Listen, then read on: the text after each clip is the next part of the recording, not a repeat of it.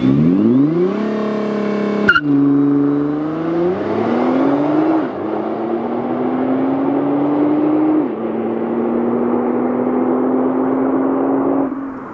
lucky was I earlier this year to get to drive the Nissan Skyline GT-R? Well, I still call it the Skyline deep down, even though they dropped that with the R35 generation. But I got to drive the Skyline GT-R, how I see it, the R35, before it was discontinued. And now we have official discontinuation from Nissan. They have a press release with 2 special editions to go out with a bang here, with a T-spec Takumi and a Skyline limited edition Sunset edition, celebrating 17 years here in North America. Hasn't been around for 17 years. That is mind-blowing. I think it came in around, was it 2007 or something like that? We're going to focus mainly on that, but look at this cool Lexus GX with the split tailgate or liftgate. We'll get into that, why it looks like that. And then over in Japan, Honda has this cute little in-van Kei car that is fully electric. They're a little bit behind the Nissan Sakura, but yeah. Let's get into the main article here. Rest in peace, Nissan GT-R. Let's read into it. Yes, it was 2007 when it was debuted here in North America. Now, the Skyline and the GT-R go way back into, I think it was the 60s. 1969 to 1972 was the first gen Skyline GT-R. The only one that we got in North America was the most recent generation, the R35. In October is the last we'll see of this iconic Godzilla. No surprise, it's not going to be cheap. You know, when it came to the United States, it was dirt cheap, it's around $70,000 or something. Now it's doubled in price. $151K for the T-spec Takumi and $131,000 for the Skyline edition. They're going to arrive this summer. Fewer than 200 units will be available, and I wouldn't be surprised if they go for more than this. This is just the initial asking price. The Takumi edition honors the master craftsman responsible for hand assembling each GT-R VR38 DETT engine. The engine badge acknowledging the Takumi will feature red-etched writing, and the engine bay will house a gold VIN plate. The red engine badge signifies an elevated level of attention to precise engine tolerances and component balancing during assembly of the twin-turbocharged 3.8-liter V6.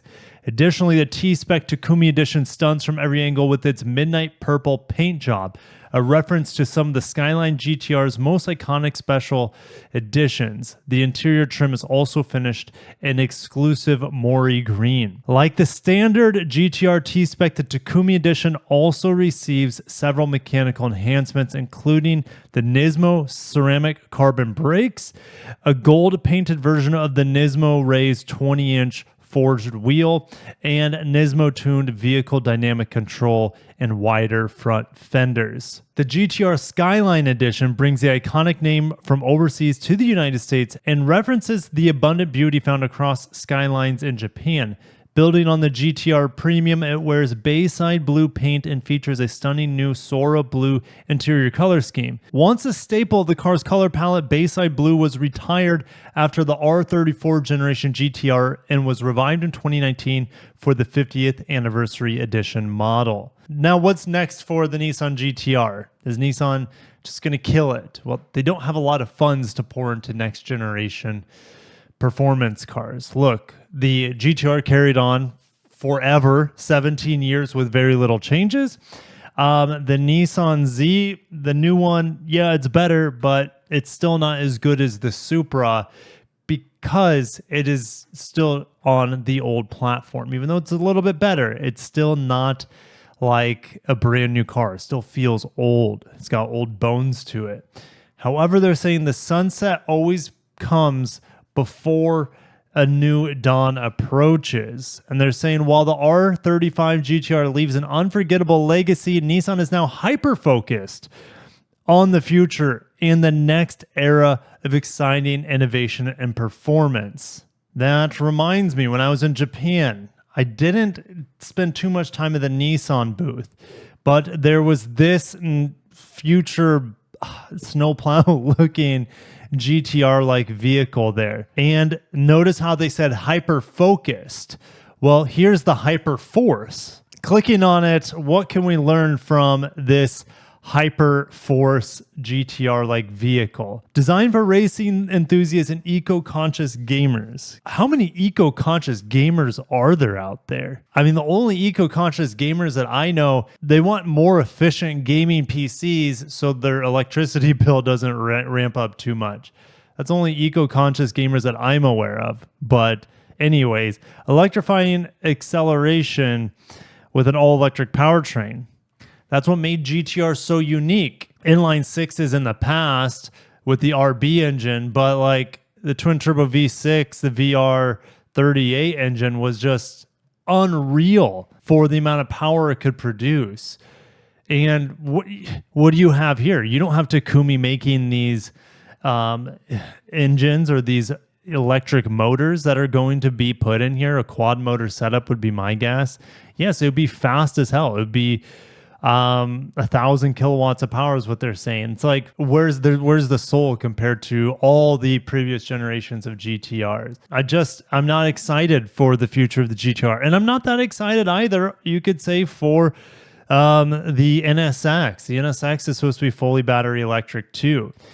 A little bit of excitement comes from me if they're able to put in just crazy future generation solid state batteries to keep the weight light. That's the thing. Current battery technology is so heavy that it saps from the performance of the vehicle. Not that excited for this vehicle if it comes out in any shape or form with this sort of design, especially with that front bumper. If you can call it a front bumper, it's more of like a dust buster scoop snowplow thing. So it's a sad day. I'm not looking forward to the future of the GTR, honestly. Because it takes away the history, the soul, the identity of the GTR, which it's the Takumi crafted internal combustion engines. But I don't want to get too upset about the killing of the GTR. It's very sad.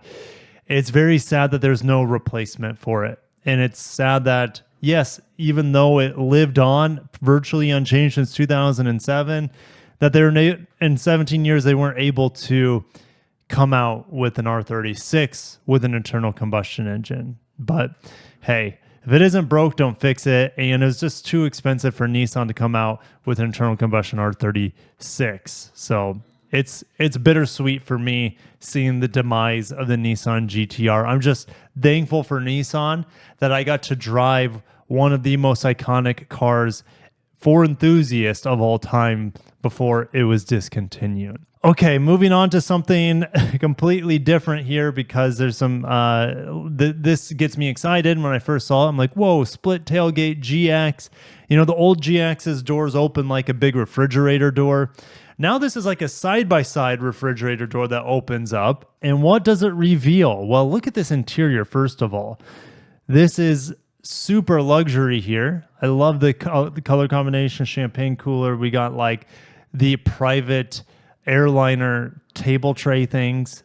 We have a pizza oven in the back, ladies and gentlemen. A pizza oven inspired by the Monogram designer collection. You're not going to be able to get your GX outfitted with this crazy luxury. You have a pizza oven board. It's almost like a massive spatula. I don't know what this is called because I'm not a pizza maker. I make pizza a lot for the kids, but they're frozen. So like, yeah, it's cool. But honestly, this is almost more like a slap in the face because like, especially Land Cruiser 200 series owners and LX 570 owners, they don't have that iconic tailgate anymore that flipped down. And these doors are really cool. This would have made the GX much more special of a vehicle if they had doors that open like this. And there are older Land Cruiser generations that had doors that opened like this 70 series. So it's just tough. It's just tough to get these teasers from these automakers, and it's just a one-off design piece.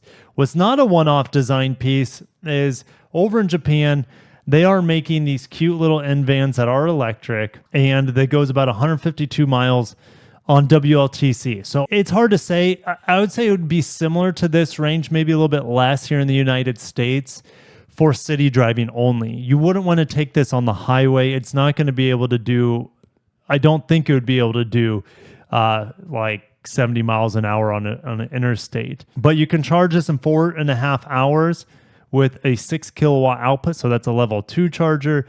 Approximately 30 minutes for fast charging, and it takes about 50 kilowatts of power. Now, Hans Greimel over at Automotive News has a little bit more information on it. It's 11 feet long, 5 feet wide, or not even 5 feet wide. It has a 30 kilowatt hour battery and a 47 kilowatt motor. It's only got 63 horsepower, so no way would you be taking this on the interstate or the freeways. It's a city-only car, absolutely, and most Kei cars are, right? You know, it's too bad we've never got Kei cars here in America. You can import them now, but they have to be over 25 years of age. They're super cute when you see them. They're mini cars. They look out of place when you see them on the streets. I have quite a few. There's an importer here in Naples that brings in like Honda Acti mini trucks. Yeah, we're just never going to see anything like this. It's unfortunate because a vehicle like this would be perfectly sold in America if it was only available as a city car,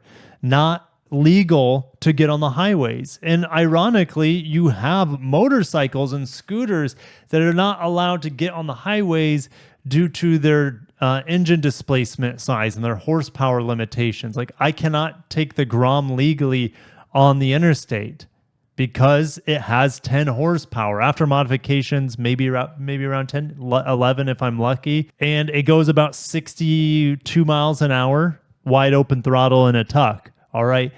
No one expects those small vehicles to be out on the interstate. Why can't we get these small passenger cars as city cars? I know they're not safe in comparison to the massive overpriced vehicles that we get here in the United States, but a lot of people just want cheap transportation in and around town that's easy to park and is a Swiss Army knife for practicality. The one-seat variant tops out around $15,000, and you can get a four-seater that comes for around $18,000. I bet people would be spending that money for a great city vehicle. But I'm going to go to the official landing page here. You can see the different configurations of this in-van electric. This is the single seat. There's nothing else in the van here. All right. Now, what gets me in this L2, for example, there's a seat behind the passenger, or the front driver, I should say, but there's no headrest.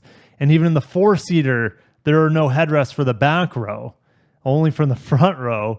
And on the top of the line, the E-Fun has headrests for the rear passengers, so their necks don't get, or they don't get whiplash or break their necks if they get rear-ended sort of situation. So I mean, look how cute this thing is. It just, you know, being in Japan, it was a dream come true for so many reasons. But seeing all these cute in-vans and going with David Chow to the official Honda headquarters where they have these cute little vans in the showroom floor we were able to get in and out of. It was just a lot of fun, and it's just forbidden fruit. We'll never be able to get these here stateside. The laws keep them out.